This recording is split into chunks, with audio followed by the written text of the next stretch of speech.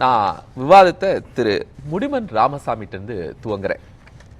Sir, Vijay திமுகவை டைரக்டா attack பண்றாரு, பாஜகவை டைரக்டா அட்டாக் பண்றாரு, அரசியல் எதிரி, கொள்கை எதிரி அப்படின்னு. ஆனால் எம்ஜிஆர் அவர் ஏற்றுக்கொள்கிறார். ஆனால் அதிமுகவினரும் அவரை விமர்சிக்கிறாங்களே, என்ன காரணம்? அனைவருக்கும் வணக்கம். இப்ப நீங்க விஜய் என்ற ஒருவர் அரசியல் இயக்கம் கண்டிருக்கிறார். அந்த அரசியல் இயக்கம் கண்ட அவர் திமுகவை எதிர்க்கிறார், கொள்கை எதிரி என்று சொல்லுகிறார். அரசியல் நீங்கள் சொல்லுகிறீர்கள் அரசியல் எதிரி, பாஜகவை கொள்கை எதிரி என்று. முதலில் இவர்கள் கொள்கை என்ன என்பதை யாருக்கும் தெரியாது. இவர்கள் கொள்கை, நாம் நிறைய விஷயங்கள் சொல்லலாம். இவர்கள் கொள்கை தலைவராக யாரை சொல்லி இருக்கிறார்கள்? மற்றவர்களை விட்டுவிட்டு நான் ஒருவரை மட்டும் குறிப்பிட்டு காட்டுகிறேன். வீரமங்கை வேலுநாச்சியார். யார் இந்த வீரமங்கை வேலுநாச்சியார்? அவருடைய பெருமைமிகு வெற்றி சரிதங்களை மேடைதோறும் விண்ணதிர முழங்கியவர்கள் நாங்கள். அவரை கொள்கை தலைவராக ஏற்றுக்கொண்டு அல்ல, வீரத்தின் அடையாளமாக ஏற்றுக்கொண்டு. அவர் ஒரு முடியாட்சியின் நாயகி, குடியாட்சியின் தலைவி அல்ல. அவர் முடியாட்சி ஏற்றுக்கொண்ட சர்வதிகாரி. தான் ஆள வேண்டும் என்று ஆசைப்பட்ட சர்வதிகாரியை தவிர மக்கள் ஆள வேண்டும் என்று எண்ணிய ஜனநாயகவாதி அல்ல. முதல்ல அதை தெரிஞ்சுக்கணும். மக்களாட்சி தத்துவத்தை ஜனநாயக நடைமுறை கொண்ட மக்கள் தான் ஜனநாயகத்தின் மிகப்பெரிய சர்வ வல்லமை படைத்தவர்கள் என்ற நாடாளுமன்ற ஜனநாயக கோட்பாட்டை அவர் ஏற்றுக்கொண்டவர் அல்ல. முதல்ல தெரிஞ்சுக்கோங்க. யாரு? வீரமங்கை வேலுநாச்சியார். அவர் நாடாளுமன்ற ஜனநாயக கோட்பாட்டையே ஏற்றுக்கொள்ளாத, அந்த மரபையே ஏற்றுக்கொள்ளாத, மக்களாட்சி மரபையை ஏற்றுக்கொள்ளாத ஒருவர் இவர்களுக்கு கொள்கை வழிகாட்டி என்று சொல்வது மிக மிக கேவலமாக இருக்கு. அவங்களுடைய பீரியட்ல மக்களாட்சிக்கான வழிவகைகள்லாம் இருந்துச்சா? ஆங்கிலேயரிடமிருந்து அவங்க சொல்றேன் தன்னுடைய மக்களை காத்தாங்க. முடியாட்சி எனக்கு இருந்த காலகட்டம். ஏங்க மக்களை காக்கலங்க, அவங்க வெள்ளையரை எதிர்த்தார்கள். ஆங்கிலேயரை மட்டுமல்ல, அடுத்த வீட்டுக்காரர் எதிர்த்திருந்தாலும் அவர்களையும் அவர்கள் அடித்திருப்பார்கள். ஏனென்றால் அவர்கள் தான் ஆள வேண்டும் என்று ஆசைப்பட்டவர்கள், மக்கள் ஆள வேண்டும் என்று ஆசைப்பட்டவர்கள் அல்ல. அதனாலதான் புரட்சி தலைவர் நாடோடி மன்னன் திரைப்படத்தில் சொல்லுவாரு, மக்களாட்சி வாழ்க. படம் போட்டவனே முதல் சீனியாதான், மக்களாட்சி வாழ்க, மன்னராட்சி ஒழிக. மன்னன் எவராக இருந்தாலும் சரி, அந்த ஆட்சி ஒழிக. அவ்வளவுதான். அது எந்த மன்னராக இருந்தாலும் இருக்கட்டும், மன்னராட்சி ஒழிக, மக்களாட்சி வாழ்க. அந்த மன்னராட்சி கொள்கையை ஏற்றுக்கொண்ட வேலுநாச்சியார் எப்படி மக்களாட்சி தத்துவத்தில் அரசியல் கட்சி நடத்துகிற ஒரு கட்சிக்கு கொள்கை தலைவர்? முரண்பாடா இல்லையா? சரி, இது ஒரு விஷயம். அடுத்தாப்புல கொள்கை எதிரி எங்களுக்கு பிஜேபி, அரசியல் எதிரி எங்களுக்கு திராவிட முன்னேற்ற கழகம். என்ன ஒரு முகை! அரசியல் வேறு, கொள்கை வேறா? எங்க அரசியல் கட்சி ஒருவர் அரசியல் கட்சி எதுக்கு ஆரம்பிக்கிறார்? தான் கொண்ட கொள்கையை செயல்படுத்துவதற்காக. தான் கொண்ட கொள்கையை செயல்படுத்த வேண்டுமானால் அரசியல் நடத்த வேண்டும். அப்ப அரசியல் என்பதும் கொள்கை என்பதும் ஒன்றுதான். அரசியல் கொள்கை என்பது கோட்டையானால் அரசியல் என்பது மதிலாகும். இது கூட தெரியாத ஒருவர்கள், யாரோ மக்களாட்சி தத்துவத்தின் இதை பற்றியுமே தெரியாத ஒருவர், என்னை பொறுத்தவரையில் சில வியாபாரிகள் விஜய அரசியல் களத்துக்குள்ளே கொண்டு வந்திருக்கிறார்கள். அந்த வியாபாரிகள் தங்கள் வியாபாரத்தை அரசியலில் நடத்துவதற்காக ஒரு பிம்பத்தை, யார சொல்றீங்க சார்? வியாபாரிகள் அப்படின்னு யார சொல்றீங்க? விஜய் தன்னுடைய தமிழ்நாட்டு மக்களுக்காக களத்துக்கு வந்திருக்காரு, இங்க ஒரு வியாபாரிக்காக வந்திருக்காருன்னு சொல்றீங்க. யார் வேணாலும் வரட்டும். தமிழ்நாட்டில் அரசியல் படுத்தப்பட்ட யார் அவரோடு இருக்கிறார்கள்? யார் அரசியல், இதுவரை அரசியல் செய்தவர்கள் யார் இருக்கிறார்கள்? சினிமாவில் நடித்த ஒன்றை தவிர, சினிமாவில் நடித்தேன், நான் சினிமாவில் நடித்தேன். எம்ஜிஆர் எம்ஜிஆர் செய்த தொழிலை நான் செய்தேன். அது மட்டும்தான் உங்களுக்கான இது பிளஸ். செஞ்சிக்கோட்டையில் ஏறியவனெல்லாம் தேசிங்கராஜனா? நான் எம்ஜிஆர் செய்த சினிமாவை நான் நடித்து விட்டேன், ஆகவே நான் மக்களுக்கு சேவை செய்ய வருகிறேன், நானும் அரசியல்வாதியாக என்று சொன்னால் செஞ்சிக்கோட்டையில் ஏறியவனெல்லாம் தேசிங்கராஜன் கிடையாது. இல்ல, விஜய் மக்கள் இயக்கம் நிறைய தொண்டுகள்லாம் செய்துதான் சார் வந்திருக்காரு. இன்னொன்னு, எம்ஜிஆர் அவர் எங்கேயுமே விமர்சிக்கலையே. எம்ஜிஆர் எங்கே விமர்சிச்சாரா? எம்ஜிஆர் எப்படி எங்க கொள்கை தலைவராக அவர் அறிவிக்கிற போது எம்ஜிஆர் அவர் கொள்கை தலைவராக இருக்க முடியாது. அவர் சொல்றாரு, எம்ஜிஆர் எனக்கு எம்ஜிஆர் தான் என் தலைவர், சினிமாவிலும் சரி அரசியலிலும் சரி எனக்கு அவர்தான் தலைவர். நான் கேட்கிறேன், நீங்கள் இதுவரை எத்தனை படம் எடுத்திருக்கிறீர்கள்? எந்த படத்திலாவது புரட்சி தலைவருடைய படத்தை வைத்து உங்கள் வீட்டிலேயோ உங்கள் இல்லத்திலேயோ அல்லது உங்களுடைய அரசியல் ஏதாவது ஒரு காட்சியிலே புரட்சி தலைவரை காண்பித்து இவர்தான் எனக்கு அரசியல் குரு, இவர்தான் இவருடைய கொள்கைப்படிதான் நான் நடப்பேன், இவருடைய கோட்பாட்டின்படிதான் நான் செல்வேன் சொல்லியது உண்டா? இல்ல, அவர் ஒரு படம் இயக்கவில்லை, படம் தயாரிக்கல. ஏங்க படம் இயக்கிறாரு 100 பேர். எங்க தலைவர் தன்னுடைய எத்தனையோ படத்துல அவர் வேறவங்க படத்துல நடிச்சாரு. அண்ணாவை என் இதய தெய்வம் சொல்வாரு. அண்ணாவின் பெயர் சொல்லும் காஞ்சியை போல், நேருவின் பெயர் சொல்லும் காஞ்சியை போல் அண்ணாவின் புகழ் சொல்லும் பூமி இது என்று சொல்வாரு. முடிமன் ராமசாமி சாருக்கு நல்லா தெரியும், அன்னைக்கு இருந்த காலகட்டங்கள் வேற, அன்று இருந்த அரசியல் திரைப்படங்கள் வேற, இந்த விஜய் வந்த பிறகு இருக்கக்கூடிய காலகட்டம் வேற. சார், நீங்கள் அரசியல்வாதியும் அல்ல, கொள்கைவாதியும் அல்ல. உங்கள் கொள்கையிலும் கொள்கை வேறு அரசியல் வேறு என்று பேசுகிற அரசியல்வாதிகள் மத்தியில நம்ம என்ன பேசுறது? சரி, ஒரே ஒரு விஷயம் சார், எம்ஜிஆர் அவர் விமர்சிக்கவே இல்லை, எம்ஜிஆரை கொண்டாடுகிறார்.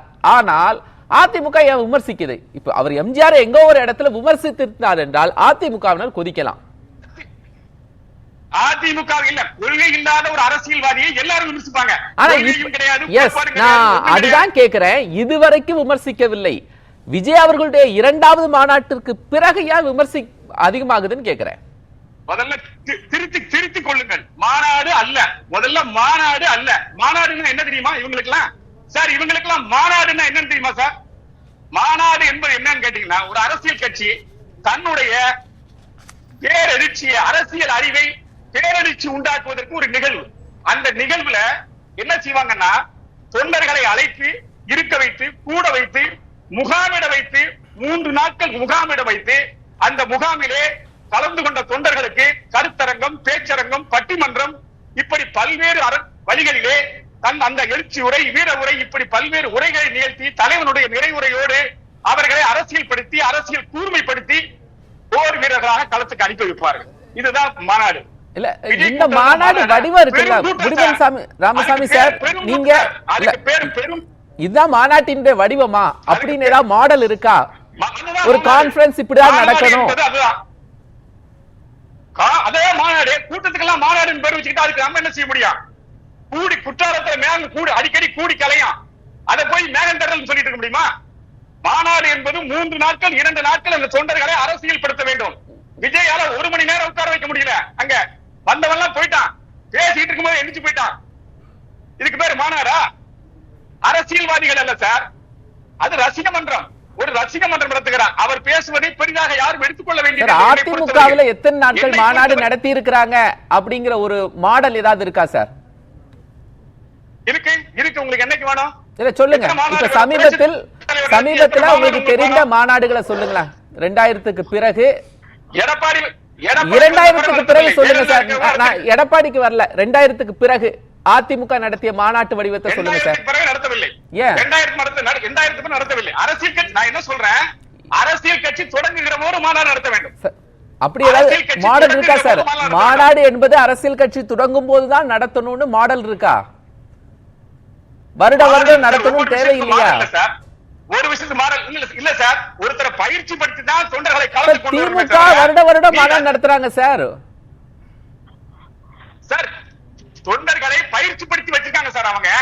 அவங்க ஏற்கனவே பல மாநாடு சார். மாநாட்டுல நான் பல மாநாடுகள்ல பாத்திருக்கேன். சரி, 2000க்கு பிறகு அதிமுகவில் வந்த தொண்டர்களுக்கு எப்படி பயிற்சி கொடுக்கறாங்க?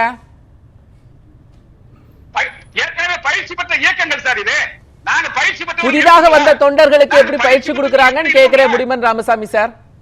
2000க்கு பிறகு நாங்க பயிற்சி பெற்றவர். முடிமன் ராமசாமி சார் முன்னாடியே பயிற்சி பெற்று விட்டீங்க, நான் ஏற்றுக்கொள்கிறேன். 2000க்கு பிறகு அதிமுகவுக்கு வந்தவங்களுக்கு யார் பயிற்சி கொடுக்கறாங்க? நாங்கதான் பயிற்சி பெற்றவங்க. அவங்களுக்கு மாநாடு நடத்தி தான் பயிற்சி கொடுக்கணும் அவசியம். மாநாடு எப்படி நடக்கணும் அப்படின்னு புதிய தொண்டர்கள் அதிமுக தெரிஞ்சுக்க வேண்டாமா? 2000க்கு பிறகு அவங்களுக்கு 1 நாள் மாநாடா 2 நாள் மாநாடா அப்படின்னு நீங்க காட்சிப்படுத்த வேண்டாமா? இந்த இயக்கம் மாநாட்டின் மூலமாக விஜயாவது 18 மாதங்கள்ல 2 மாநாடு நடத்தி அவங்களுடைய தொண்டர்களுக்கு காட்சிருக்காரு. இப்படியா ஒன் டே மாநாடா நடத்தலாம்னு நீங்க 3 டேஸ் மாநாடு இன்னும் நடத்தியே காட்டல. மாநாடு அல்ல, பெரும் நாடு முழுவதும் இந்த தமிழ்நாட்டில் ஏறக்குறைய 7.5-8 கோடி மக்கள் வாழுகிற தமிழ்நாட்டில், ஒரு 6.5 கோடி வாக்காளர்கள் இருக்கிற தமிழ்நாட்டில் ஒரு 1,00,000 பேரை 2 லட்சம் பேரை கூட்டி உட்கார வச்சுக்கிட்டு அதுக்கு பேரு நீங்க மாநாடுன்னு சொன்னீங்கன்னா 2 லட்சம் பேர் கூட்டினா கூட நீங்களும் மாநாடு நடத்தல, மாநாடு நடத்துறவங்கள மாநாடு நடத்த தெரியலன்னு சொல்றீங்க. அதுதான் வித்தியாசம். 500 பேர் வந்திருக்காங்க சார். சார் தொகுதிக்கு 500 பேர் வந்திருக்காங்க. தொகுதிக்கு வந்து 500 பேர் வர்றதுக்கு அதுக்கு பேரு மாநாடா? ஒரு கூட்டம் மாநாடு நடத்தலையே சார். யாரு? அதிமுக 2000க்கு பிறகு என்ன நடத்துனீங்க? 50 ஆண்டு காலம் வளர்ந்து விட்ட ஒரு இயக்கம் சார். 50 ஆண்டு காலம் மாநாடு தேவையில்லை. எங்களுக்கு தேவையில்லை. புதிதாக வரக்கூடியவர்களுக்கு மாநாடு பற்றி அறிவு புரிதல் தேவை கிடையாது. முடிமன் ராமசாமி சார் அதிமுக சேர்ந்த போது சரி குமார், நாங்கள் பயிற்சி பெற்றவர்களாகத்தான் இருக்கிறோம், பயிற்சி பெற்றவர்களாகத்தான் வந்துகிட்டு இருக்கோம். முடிமன் சார், வெரி சிம்பிள். என்னுடைய கேள்வி ரொம்ப சிம்பிளானது. என்னுடைய கேள்வி உங்களுக்கு புரிஞ்சிருக்கும். என்னுடைய கேள்வி உங்களுக்கு புரிஞ்சிருக்கும். சரி புரிஞ்சிருக்கு. ஓகே குமார் சார், சொல்றேன். அவர் பேசுவதை பற்றி அரசியல் மேடைகளிலே அவர் பேசுவதை பற்றி பெரிதாக எடுத்துக்கொள்ள வேண்டிய அவசியம் இல்லை. சரி, அதாவது அரசியலில் பாலபாரம் கற்காதவர்கள், அரசியலில் பாலபாரத்தை கூட தாண்டாதவர்கள், சிறகு முளைக்காத பறவைகள், களமறியாத மரிகள் இதைத்தான் பேசும். அதை பற்றி நாம் கவலைப்பட வேண்டிய அவசியம். அதை கடந்து செல்பவன் தான் அரசியல்வாதி. அதனாலதான் யாரும் பெரிய அரசியல்வாதிகள் அதை கண்டுகொள்வதில்லை. இது போன்ற வருகிறவர்களை யாரும் கண்டுகொள்வதில்லை, அவசியமும் இல்லை. பேசத்தான் செய்வார்கள். ஏன் என்று சொன்னால் ஒரு 1,00,000 பேர் கூட அந்த இடத்துலனா நீங்க 300 செம்மறியாட்டை கொண்டு போயிடலாம், 30 வெள்ளாட்டை கொண்டு போக முடியாது. அதே மாதிரி இளைஞர்கள், இளம் வயசுக்காரங்க ஒரு 30,000 பேர் இருக்க, 30,000 பேர் இருந்தா 3,00,000 பேர் கேட்டேன். நீங்க செய்த சாதனை என்னன்னு கேட்டேன். நீங்க இப்படி ஒரு மாநாடு நடத்தினீர்களா? எந்த ஆண்டு கடைசியா நடத்துனீங்கன்னு கேட்டேன். நீங்க பதில் சொல்லல சார். நான் சொல்லிட்டேன். அந்த கட்சியை புரட்சி தலைவர் ஆரம்பிக்கிற போது மதுரை மாநாட்டின் மூலமாக ஆரம்பிச்சார். நன்றி. அதோட போதும். அதுக்கு பிறகு வேண்டாம் முடிவு பண்ணிட்டீங்க. பல்வேறு மாநாடுகள், சரி பல்வேறு மாநாடுகள், கடலூர் மாநாடு, இப்படி பல மாநாடுகளை சொல்லலாம். சரி, கட்சி சார், கட்சியும் அல்ல, அரசியல் தலைவரும் அல்ல. இதை நம்ம பெருசா எடுத்துக்க வேண்டிய அவசியமும் இல்லை. என்ன கேட்டா ஓகே சார், தெரியாதவர்கள் அதான் சார். இதுவரைக்கும் இந்த கொள்கை தலைவரை பத்தி யாராவது விமர்சனம் பண்ணிருக்காங்களா சார்? சரி, வேலு நாச்சியார் எப்படி சார் ஒரு ஜனநாயக முடிமன் ராமசாமி சார், நான் உங்க ரெண்டாவது வரேன். ரெண்டாவது வருகிறேன். ஒரு நிமிஷம் சார், ஒரு நிமிஷம், ஒரே ஒரு நிமிஷம். விஜய் கட்சியில் இருப்பவர்கள் மட்டுமல்ல, யார் வேண்டுமானாலும் சொல்லட்டும், யாராவது வேலு நாச்சியார் ஜனநாயக மரபுகளை, ஜனநாயக தேர்தல் முறை இருந்துச்சான்னு சொல்லுங்க சார். அதைத்தான சார் அவர் ஏற்றுக்கொள்ளாதவர் சார். ஓகே குமார் வந்துடுறேன். ஜனநாயக சார் வந்துடுறேன். திரும்ப வரேன். நானு உங்களுக்கு ரெண்டாவது வரேன்.